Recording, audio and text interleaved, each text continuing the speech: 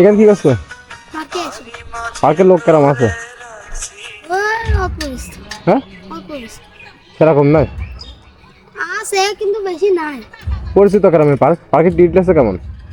পার্কের টিকিট লেছে কয় টাকা? 30 টাকা। ঢুকছিলা?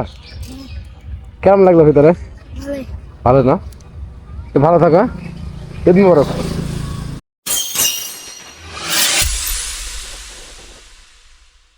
আসসালামু আলাইকুম বন্ধুরা, কেমন আছেন সবাই? তো সবার কি অবস্থা? ঈদের দিন আজকে ঘুরতে বেরোলাম চিথলিয়া। তো চিথলিয়া গ্রামটা সম্পূর্ণ ঘুরে দেখব, প্লাস এবং নানা নানির বাসা, আরও বড় মার বাসা, এখানে সব কিছু কিন্তু আজকে ঘুরবো আমরা।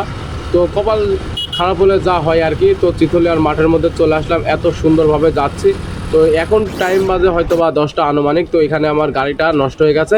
তো গাড়িটা নষ্ট হয়ে আমি কিন্তু ঈদের দিনকে ঘোরাফেরা একদমই করতে পারতেছিলাম না। এখানে আমার গাড়িটা লিক হয়ে গেছে সামনের চাকা। ভালো যে আমি পড়ে যাইনি, অথচ এত সুন্দরভাবে গাড়িটা চালিয়ে আসতেছিলাম। এখানে সাথে ছিল আমার আম্মাজান। তো এখানে লিক হয়ে গেল মাঠের ভিতরে। এখন মিকার কোথায় পাই সেটা হচ্ছে বড় কথা। তো চলুন আজকে মিকার কিভাবে খুঁজি সেটাই দেখবো। আর গাড়ি নষ্ট হলে কতটা যে পেরেশানি সেটা কিন্তু যার গাড়ি নষ্ট হয়েছে এত সুন্দর একটা মুহূর্তে সেই একমাত্র বলতে পারবে, তাছাড়া কিন্তু বাকিরা কেউ বলতে পারবে না। তো এখানে আমি দেখছি আমার সামনের গাড়ির চাকাটা মানে একেবারে নষ্ট হয়ে গেছে, মানে সামনের চাকা বাস্ট করেছে। ভালো যে আমি পড়ে যাইনি, পড়ে গেলে হয়তো বা কোনো রকম একটা দুর্ঘটনা ঘটতে পারতো। তো এখানে হাতের করে একটা মিকারের দোকান পেয়ে গেলাম।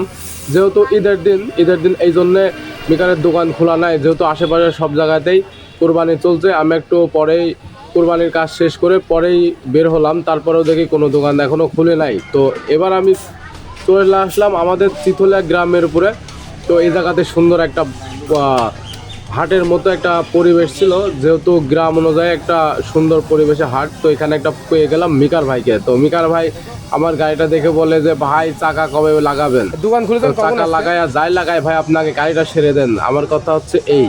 তো এখানে মিকার ভাই নতুনভাবে দোকান করেছে। তো এখানে কিন্তু অনেক গাড়ি সারার পরিবেশ ছিল, যেহেতু ঈদের দিন। তারপর আমি রিকোয়েস্টের জন্য আমার গাড়িটা আগে সেরে দিল। তো এখানে এবার আমরা বেশি তাড়াহুড়া না করে এবার চলে যাব আমাদের সেই গন্তব্যস্থল।